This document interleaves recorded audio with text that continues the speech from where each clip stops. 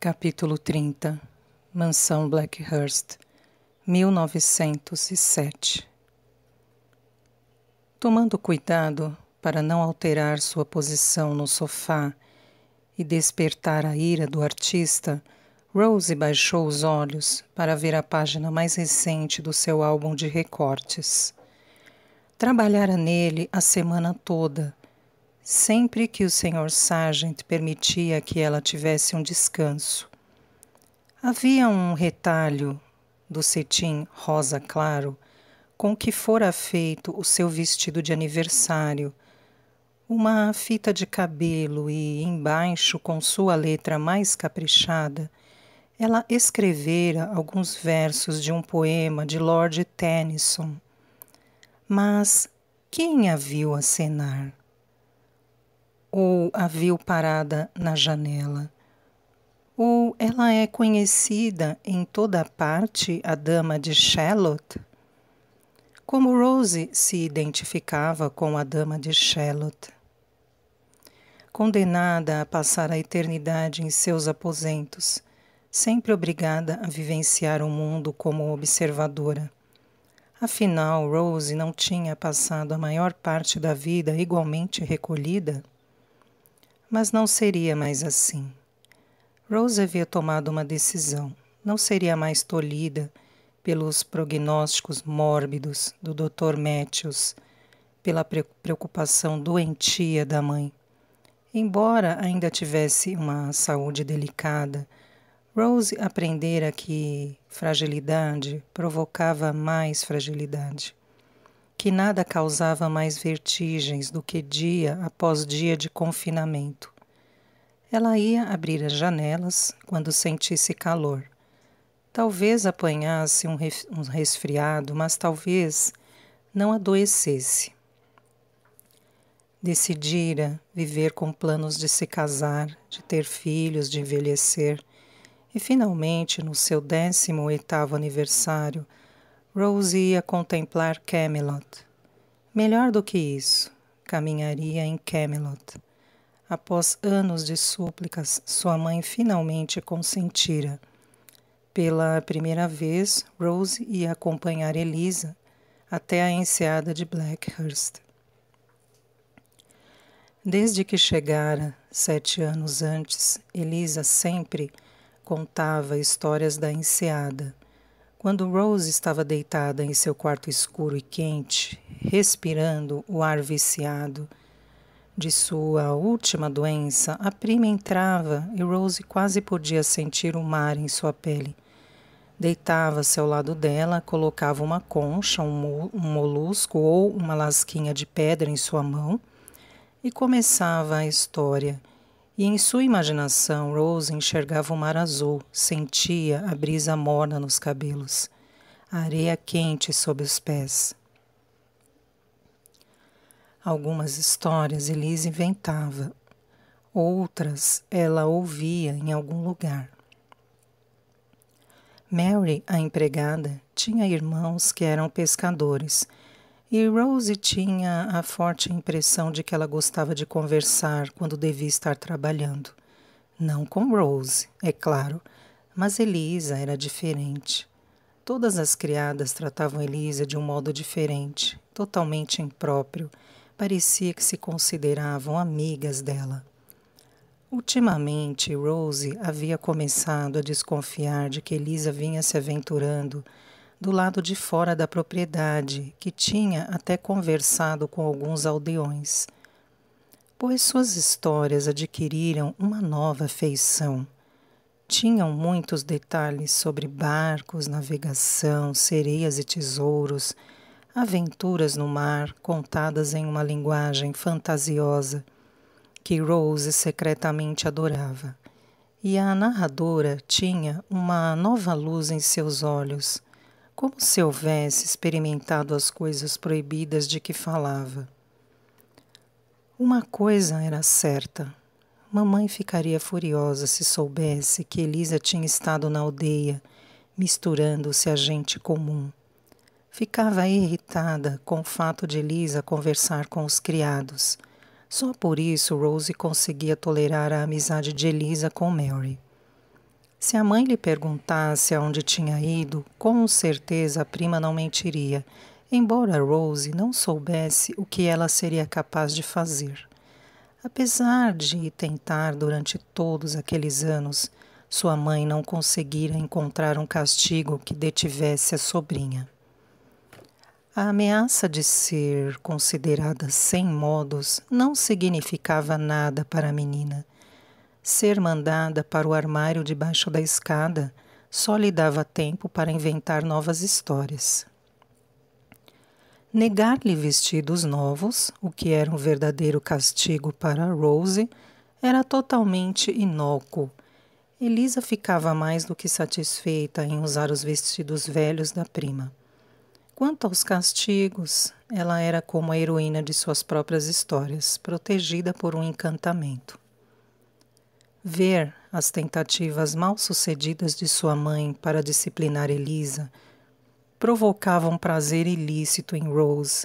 Cada bronca era recebida com um olhar indiferente, um dar de ombros e um "sim, tia", como se Elisa não tivesse mesmo imaginado que seu comportamento pudesse ser ofensivo.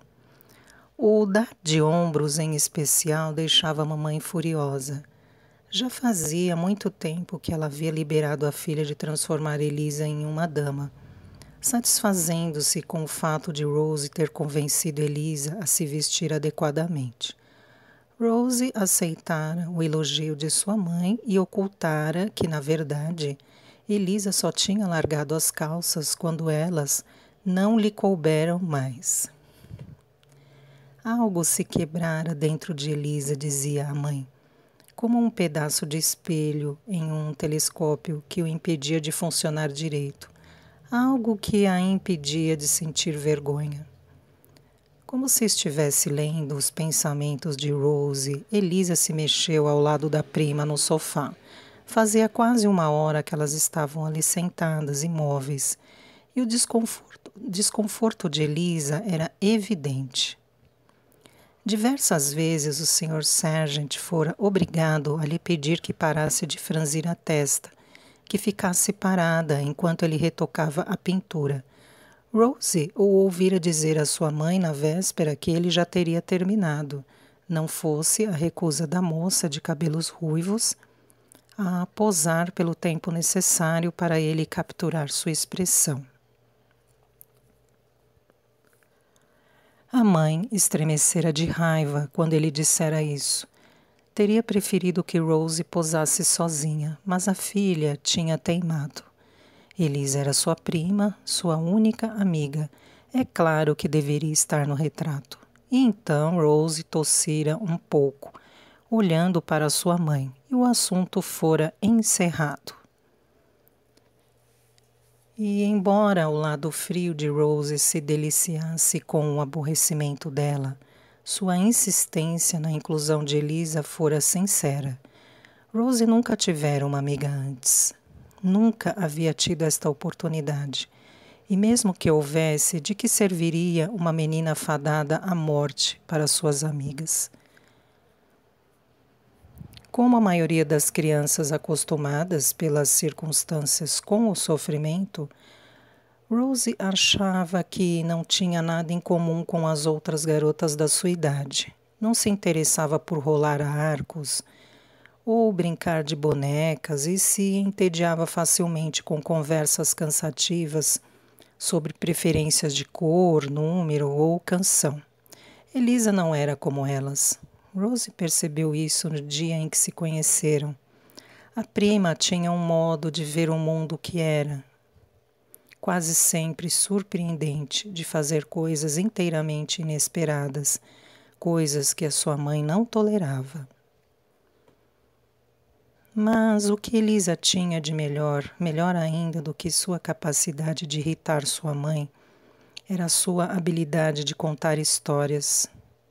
Sabia tantas histórias maravilhosas que Rose nunca ouvira, histórias assustadoras que deixavam sua pele arrepiada e seus pés suados. Sobre a outra prima, sobre o Rio de Londres ou sobre um homem mau com uma faca enorme, E é claro, sua história sobre o navio negro que assombrava a enseada de Blackhurst. Embora soubesse que isso era outra das invenções de Elisa, Rose adorava ouvir a história. O navio fantasma que surgia no horizonte, o navio que Elisa dizia ter visto e que passara muitos dias de verão na enseada, torcendo para ver de novo. Uma coisa que Rose nunca conseguiu convencer a prima a fazer foi contar histórias sobre o irmão dela, Sammy. Ela deixara escapar o nome dele uma única vez, mas se calara imediatamente quando Rose começou a fazer perguntas. Foi mamãe quem contou a Rose que Elisa tivera um irmão gêmeo, um menino, que morrera em circunstâncias trágicas. Ao longo dos anos, quando ficava deitada sozinha na cama, Rose gostava de imaginar a morte dele, daquele garotinho cuja perda fizera o impossível. Tinha deixado sem palavras a contadora de histórias Elisa. A morte de Sammy substituíra a fuga de Georgiana nas fantasias de Rose. Ela o imaginara se afogando, caindo, definhando, o pobre menino que Elisa tanto amara antes dela. Fique parada, disse o Sr. Sargent, apontando o pincel na direção de Elisa. Pare de se mexer. Você é pior do que o cão de Lady Asquith. Rose piscou, tomando cuidado para não deixar sua expressão mudar, quando percebeu que o pai tinha entrado na sala. Ele estava parado atrás do cavalete do Sr. Sargent, observando atentamente o trabalho do artista, franzindo a testa e inclinando a cabeça para acompanhar com mais precisão o movimento do pincel. Rose ficou surpresa, nunca imaginara que o pai tivesse interesse pelas belas artes. Achava que o pai só gostava de fotografia, mas até isso ele conseguia transformar em algo sem graça. Nunca fotografava gente, apenas insetos, plantas e tijolos. Entretanto, ali estava ele, hipnotizado pelo retrato da filha. Rose ergueu mais o corpo. Apenas 2 vezes na sua infância ela tivera a oportunidade de observar o pai de perto. A primeira foi quando ela engoliu o dedal e o pai foi chamado para tirar a fotografia para o Dr. Matthews. A segunda não tinha sido tão agradável. Ela estava escondida. O Dr. Matthews era aguardado e Rose, com 9 anos na época, tinha metido na cabeça que não estava com vontade de vê-lo. Fora para o único lugar onde sua mãe não iria procurá-la, a câmara escura do pai. Havia um buraco debaixo da grande escrivaninha e Rose tinha levado um travesseiro para ficar mais confortável no esconderijo. E ficou mesmo, exceto pelo cheiro horrível do quarto, parecido com os produtos de limpeza que as criadas usavam na faxina da primavera. Estava lá havia 15 minutos quando abriram a porta. Um pequeno feixe de luz passou por um buraquinho no centro de um nó de madeira na parte posterior da escrivaninha. Rose prendeu a respiração, encostou o olho no buraco com medo de ver a mãe e o Dr. Matthews à sua procura. Mas quem se aproximava não era a mamãe nem o médico, era papai, usando sua longa capa preta de viagem. Rose sentiu a garganta se apertar. Mesmo sem ter sido oficialmente alertada, sabia que a câmara escura de papai era território proibido. Ele ficou ali parado por um momento, sua silhueta escura contra a luz do lado de fora. Entrou, tirando o casaco e atirando-o sobre uma cadeira. Thomas apareceu com o rosto pálido de aflição. Perdão, senhor, só o esperávamos. Meus planos mudaram. A cozinheira está preparando o almoço, senhor, disse Thomas, acendendo o lampião da parede. Vou preparar a mesa para 2 e dizer a Lady Monttrachet que o senhor voltou. Não? Ao ver o modo brusco como o pai dera a ordem, Rose prendeu a respiração. Thomas se virou depressa para papai, e o fósforo que segurava com as mãos enluvadas se apagou, em função do súbito deslocamento de ar. Não, repetiu o pai. A viagem foi longa, Thomas. Preciso descansar. Uma bandeja, senhor? E uma garrafa de sherries. Thomas assentiu e saiu. Seus passos desapareceram pelo corredor. Rose ouviu um barulho. Encostou o ouvido na escrivaninha, imaginando se havia algo na gaveta, algum pertence misterioso de papai, pulsando lá dentro. Então percebeu que era o seu próprio coração acelerado, tentando fugir de seu peito. Mas não havia como escapar enquanto papai estivesse sentado na poltrona, bloqueando a porta. Então Rose continuou ali, com os joelhos encolhidos contra o peito para abafar as batidas do coração que ameaçavam delatá-la. Foi a única vez que ficou a sós com o pai. Notou como a presença dele transformava o quarto. Antes um espaço benigno, em um lugar carregado de emoções e sentimentos que Rose não compreendia. Passos no tapete, seguidos de uma voz masculina, arrepiaram os cabelos e os pelos de Rose. — Onde você está? Perguntou o pai baixinho e repetiu com os dentes trincados. — Onde você está? Rose prendeu a respiração. Estaria ele se referindo a ela? Seu pai adivinhara que estava escondido onde não devia? O pai suspirou. De tristeza, amor, cansaço. E então disse Poupée, tão suavemente, tão baixo, uma voz alquebrada. Rose estava aprendendo francês com a senhorita Trenton e sabia o que significava Poupée, boneca. Poupée, repetiu seu pai, onde você está, minha Georgiana? Rose soltou o ar. Sentia-se aliviada por ele não ter percebido sua presença e ofendida por ele não ter dito o seu nome com tanto carinho. E com o rosto encostado na escrivaninha, Rose prometeu a si mesma que um dia alguém ia chamar por ela daquele jeito. Abaixe a mão. O Sr. Sargent estava irritado. Se você continuar a se mexer, vou pintá-la com três mãos, e você será lembrada assim por toda a posteridade. Elisa suspirou, pondo as mãos para trás.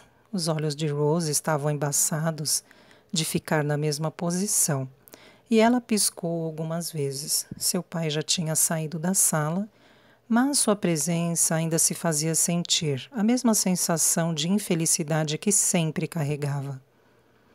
Rose tornou a olhar para seu álbum de recortes. O tecido tinha um tom tão bonito de rosa que ela sabia que combinaria bem com o seu cabelo escuro. Durante todos os anos em que esteve doente, a única coisa que Rose desejava era crescer. Queria ultrapassar as fronteiras da infância e viver, como Millie Theil expressou tão bem no livro favorito de Rose, mesmo que de forma breve e interrompida. Sonhava em se apaixonar, se casar, ter filhos. Planejava deixar Blackhurst e começar uma vida só dela. Longe desta casa, longe deste sofá onde sua mãe insistia que ela repousasse, mesmo quando estava se sentindo bem. O sofá de Rose era como mamãe se referia a ele.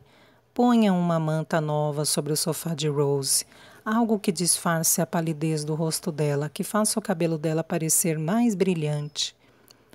E o dia da sua fuga estava se aproximando. Rose sabia disso.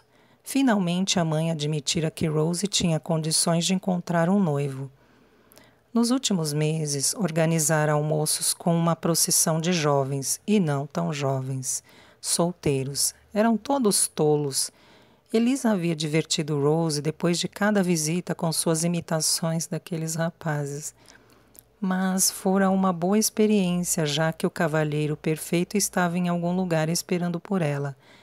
Ele não seria nada parecido com seu pai. Seria um artista, com a sensibilidade e a percepção de um artista que não ligava para insetos e tijolos. Seria uma pessoa aberta e fácil de entender, cujas paixões e sonhos iluminariam seus olhos. E ele iria amá-la, e só a ela. Ao lado dela, Elisa bufou impaciente. Francamente, Sr. Sargent, disse ela, eu pintaria a mim mesma mais depressa. Seu marido seria igual a Elisa, pensou Rose, com um sorriso no rosto plácido. O cavalheiro que estava procurando seria a encarnação masculina de sua prima. Finalmente, o carrasco as libertou. Tennyson tinha razão. Ficar mofando por falta de uso era muito chato. Elisa tirou depressa o vestido ridículo que tia Adeline insistira que ela usasse para o retrato. Era um vestido antigo de Rose, a renda pinicava, o cetim grudava, de um tom de vermelho que a fazia se sentir um morango. Que perda de tempo! A manhã inteira diante de um velho ranzinza que tentava capturar as imagens delas, para que pudessem ser penduradas, solitárias e imóveis em alguma parede fria. Elisa ficou de quatro e espiou debaixo da cama. Levantou a ponta do taco, que tinha soltado muito tempo antes. Enfiou a mão lá dentro e tirou a história, A Criança Trocada. Passou a mão pela capa preta e branca e sentiu as marcas de sua caligrafia sob os dedos. Foi Davis quem sugeriu que ela pusesse suas histórias no papel. Ela o ajudava a plantar novas roseiras, quando um pássaro cinza e branco com um rabo listrado voou para um arbusto próximo. Cuco, comentou Davis, ele passa os invernos na África e volta para cá na primavera. Eu queria ser um pássaro, falou Elisa. Eu simplesmente iria até o alto do penhasco e sairia voando até a África ou a Índia, ou mesmo até a Austrália. Austrália? Aquele era o lugar que atraía sua imaginação nos últimos tempos. O irmão mais velho de Mary, Patrick, emigrara recentemente com sua família para um lugar chamado Maryborough, onde sua tia Eleanor se estabelecera alguns anos antes. Apesar desta ligação familiar, Mary gostava de pensar que o nome também influíra na escolha dele e se dispunha a contar detalhes a respeito daquela terra exótica que ficava do outro lado do mundo, flutuando em um oceano longínquo. Elisa encontrara a Austrália no mapa da sala de estudos, um continente estranho, enorme no Oceano Antártico, com duas orelhas, uma pontuda e outra partida. Eu conheço um homem que foi para a Austrália, disse Davis, fazendo uma pausa no trabalho. Ele comprou uma fazenda de uns 400 hectares e não conseguiu cultivar nada. Elisa se agitou, animada. Esses extremos combinavam com a impressão que ela tinha do lugar. Existe um coelho gigantesco por lá, pelo que Mary me contou. Eles o chamam de canguru. Os pés dele são do tamanho das pernas de um homem. Não sei o que a senhorita faria num lugar desse, senhorita Elisa. Nem na África, nem na Índia. Elisa sabia exatamente o que faria. Vou colecionar histórias antigas que ninguém daqui jamais ouviu. Vou ser como os irmãos Green, aqueles de quem eu estava falando para você. Davis franziu a testa. Realmente não entendo por que você quer ser igual a esses dois alemães. Devia escrever suas próprias histórias, não histórias de outras pessoas. Então ela fizera isso.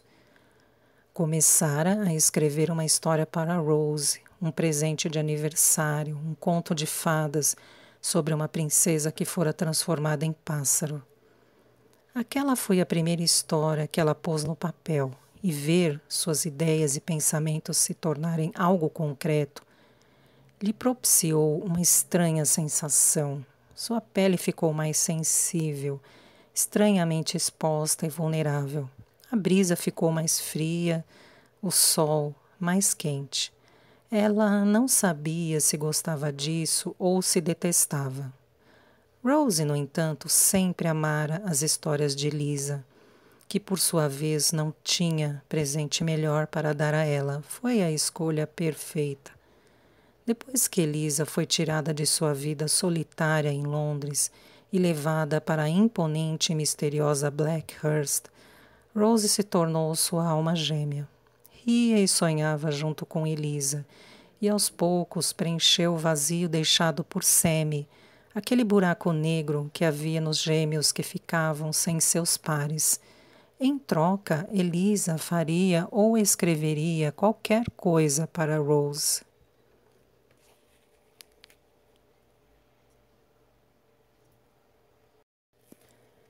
A criança trocada, Elisa Macpis.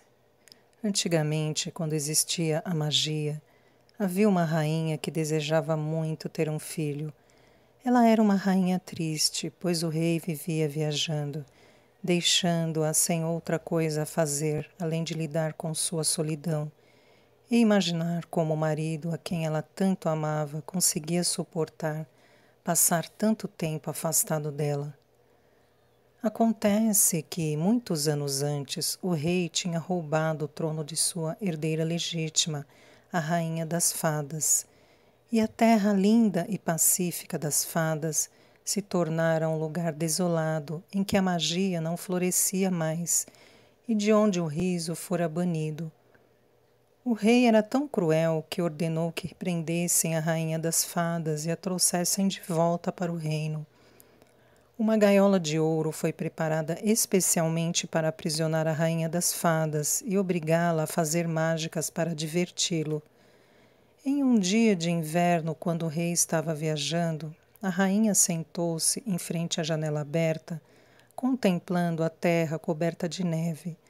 Ela estava chorando, pois a desolação dos meses de inverno fazia com que se lembrasse da própria solidão. Enquanto observava a paisagem deserta, pensou em seu útero vazio, como sempre, apesar do seu desejo de ser mãe. "Ah, como eu quero ter um filho!" exclamou ela. "Uma bela filha com coração puro e olhos que jamais se encherão de lágrimas. Assim eu nunca mais ficarei sozinha." O inverno passou e o mundo começou a despertar. Os pássaros voltaram ao reino e começaram a fazer seus ninhos. As gazelas podiam ser vistas pastando na floresta, e brotos nasceram nos galhos das árvores. Enquanto as cotovias voavam pelo jardim, a saia da rainha começou a ficar apertada na cintura, e ela compreendeu que estava grávida.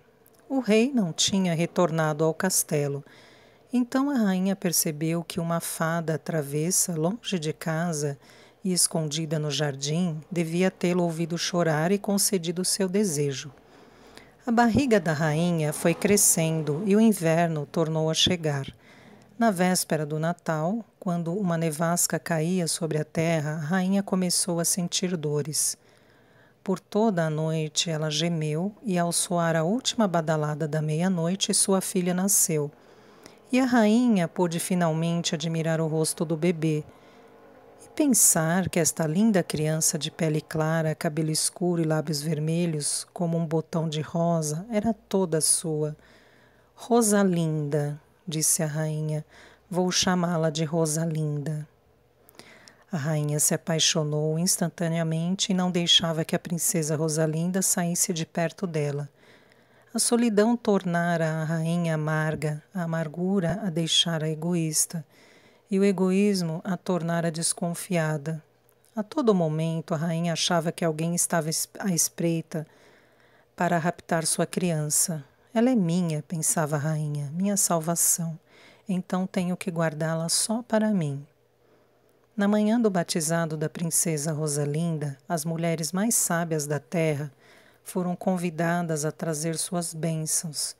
O dia todo, a rainha ouviu os votos de graça, prudência e sabedoria. Finalmente, quando a noite começou a cair, a rainha se despediu das sábias mulheres. Ela se virou apenas por um momento, mas, quando tornou a olhar para a filha, viu que uma convidada ainda se encontrava lá. Uma viajante usando uma longa capa parada ao lado do berço olhando para a criança. Já é tarde, sabe a mulher, disse a rainha. A princesa foi abençoada e agora precisa dormir. A viajante tirou a capa e a rainha levou um susto, pois o rosto dela não era o de uma donzela sábia, mas o de uma velha com um sorriso desdentado. Eu trago uma mensagem da rainha das fadas, disse a velha. Esta menina é uma das nossas, portanto, deve ir comigo. Não, gritou a rainha, correndo para perto do berço. Ela é minha filhinha preciosa. Sua? Esta criança gloriosa? Então ela começou a rir, um riso cruel que fez a rainha recuar, horrorizada. Ela só foi sua enquanto nós permitimos. Lá no fundo, você sempre soube que ela nasceu da poeira das fadas e agora tem que entregá-la. Então a rainha chorou, pois o que a velha disse era o que ela sempre temera. Eu não posso perdê-la, murmurou ela. Tenha piedade, velha, e permita que eu fique com minha filha por mais tempo. Acontece que a velha era astuta, e ao ouvir as palavras da rainha, um sorriso surgiu em seu rosto. Eu lhe ofereço uma escolha. Entregue a criança agora e a vida dela será longa e feliz, junto da rainha das fadas. Ou, perguntou a rainha, ou você pode mantê-la aqui até amanhã do seu 18º aniversário, quando ela irá embora para sempre, a fim de cumprir seu destino. Pense com cuidado, pois mantê-la por mais tempo significa amá-la cada vez mais. Não preciso pensar, escolho a segunda opção. A velha sorriu, exibindo as falhas escuras de seus dentes. Então ela é sua, mas só até amanhã do seu 18º aniversário. Naquele momento, a princesinha começou a chorar pela primeira vez na vida. A rainha se virou para pegar a criança e, quando voltou a olhar, a velha tinha desaparecido. A princesa se tornou uma linda menina, cheia de luz e alegria, enfeitiçava o oceano com seu canto e trazia sorrisos a todos os rostos, todos exceto da rainha, amedrontada demais para desfrutar da presença da filha. Quando a filha cantava, a rainha não ouvia. Quando a filha dançava, a rainha não via. Quando a filha a tocava, a rainha não sentia, porque estava ocupada demais calculando quanto tempo restava antes que a criança lhe fosse tomada. Com o passar dos anos, crescia o medo do acontecimento terrível que espreitava logo adiante. Sua boca desaprendeu a sorrir e as linhas em sua testa se acentuaram. Então, em uma noite, ela teve um sonho em que a velha apareceu. Sua filha tem quase 10 anos, disse a velha. Não se esqueça de que o destino irá encontrá-la quando ela completar 18 anos. Eu mudei de ideia, confessou a rainha. Não posso permitir que ela vá embora, não vou deixá-la ir. Você deu sua palavra, rebateu a velha, e terá que ser honrada. Na manhã seguinte, depois de se certificar de que a princesa estava bem protegida, a rainha vestiu sua roupa de montaria e mandou buscar seu cavalo. Embora a magia tivesse sido banida do castelo, havia um lugar onde feitiços e encantamentos ainda podiam ser encontrados. Em uma caverna escura, na beira do mar encantado, morava uma fada que não era nem boa nem má. Fora castigada pela rainha das fadas por ter usado a magia sem prudência. Por isso vivia escondida, enquanto o resto do pessoal da magia havia fugido da região. E embora a rainha soubesse que era perigoso buscar a ajuda da fada, aquela era a sua última esperança. A rainha cavalgou por 3 dias e 3 noites e, quando finalmente chegou à caverna, a fada estava esperando por ela. Entre, disse ela, e diga-me o que deseja. A rainha falou sobre a velha e sua promessa de voltar no dia do 18º aniversário da princesa. A fada escutou. Então, quando a rainha terminou, ela disse: Não posso desfazer a maldição da velha, mas posso ajudá-la. Eu ordeno que você o faça, retrucou a rainha. Devo alertá-la, minha rainha, que quando você ouvir minha proposta, talvez não me agradeça pela ajuda. Então a fada se aproximou e cochichou no ouvido da rainha. A proposta foi aceita sem hesitação, pois qualquer coisa era melhor do que perder a filha para aquela velha. Considere feito. Então a fada entregou à rainha uma poção e a instruiu a dar à princesa 3 gotas durante 3 noites. E então tudo será como eu prometi. A velha não a perturbará mais, pois a princesa terá seu verdadeiro destino. A rainha voltou para casa com a mente tranquila pela primeira vez desde o batizado da filha. Nas 3 noites seguintes, ela pingou 3 gotas da poção no leite da menina. Na terceira noite, quando a princesa tomou o leite, começou a sufocar e, caindo da cadeira, transformou-se em um belo pássaro, exatamente como a fada prometera. O pássaro voou pelo quarto e a rainha mandou a criada pegar a gaiola de ouro nos aposentos do rei. O pássaro foi preso lá dentro, a porta da gaiola fechada, e a rainha deu um suspiro de alívio. O rei tinha sido esperto e sua gaiola, uma vez fechada, não podia ser aberta. Pronto, minha linda, disse a rainha, você está segura e ninguém jamais a tirará de mim. A rainha pendurou a gaiola em um gancho na torre mais alta do castelo. Com a princesa dentro da gaiola, toda a luz desapareceu do reino, e os súditos da terra encantada ficaram presos em um inverno eterno, em que as terras deixaram de ser férteis e as plantações morreram. A única coisa que aliviava o desespero do povo era o canto da princesa, triste e lindo, que saía pela janela da torre e se espalhava pela terra infértil. O tempo passou, como sempre passa, e príncipes encorajados pela cobiça vieram de longe para libertar a princesa. Dizia-se que no árido reino da terra encantada havia uma gaiola de ouro tão preciosa que fazia a fortuna deles parecer humilde, e dentro dela um pássaro preso, cujo canto era tão lindo que moedas de ouro caíam do céu quando ele cantava. Mas todos os que tentavam abrir a gaiola caíam mortos assim que nela tocavam. A rainha, que passava noite e dia sentada na sua cadeira de balanço, tomando conta da gaiola para que ninguém roubasse seu tesouro, ria ao ver os príncipes mortos, pois o medo e a desconfiança tinham finalmente conspirado para enlouquecê-la. Alguns anos depois, o filho caçula de um lenhador veio de uma terra distante para a floresta.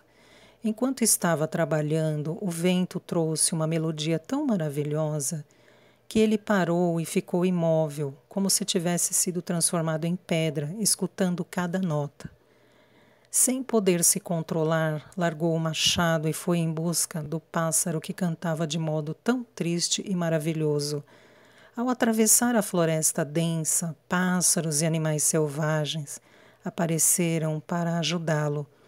E o filho do lenhador agradeceu a cada um deles, pois era uma pessoa amável, que se comunicava com todos os seres da natureza.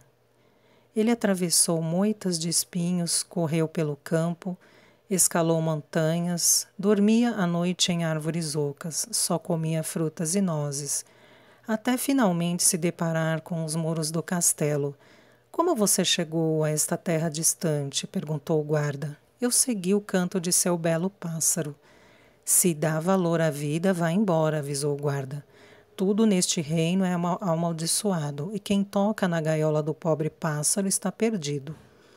Não tenho nada a perder, respondeu o filho do lenhador. Preciso ver por mim mesmo de onde vem este canto glorioso.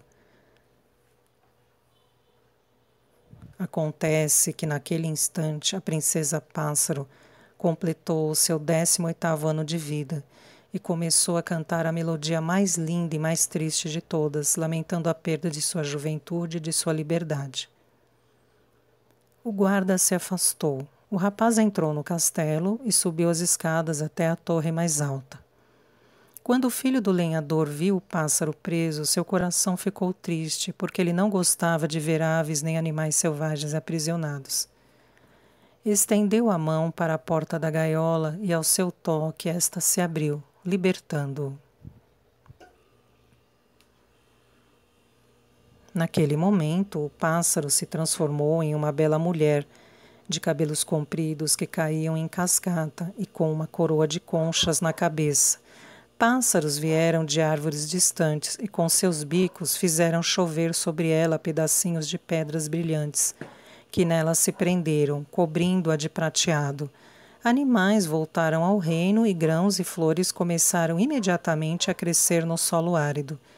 No dia seguinte, quando o sol se ergueu brilhando sobre o mar, ouviu-se um tom trovejante e 6 cavalos encantados apareceram nos portões do castelo, puxando uma carruagem dourada. A rainha das fadas saltou e seus súditos se inclinaram diante dela. Acompanhando-a vinha a fada da caverna, que tinha provado ser bondosa, mostrando-se fiel à sua verdadeira rainha e garantindo que a princesa Rosalinda estivesse pronta quando seu destino chegasse. Sob o olhar vigilante da rainha das fadas, a princesa Rosalinda e o filho do lenhador se casaram. E a alegria do jovem casal foi tão grande que a magia voltou ao reino e todos na Terra Encantada viveram livres e felizes para sempre. Exceto, é claro, a rainha, que não foi encontrada em parte alguma. Em seu lugar havia um pássaro grande e feio, com um grito tão horroroso que fazia gelar o sangue de quem o escutava. Ele foi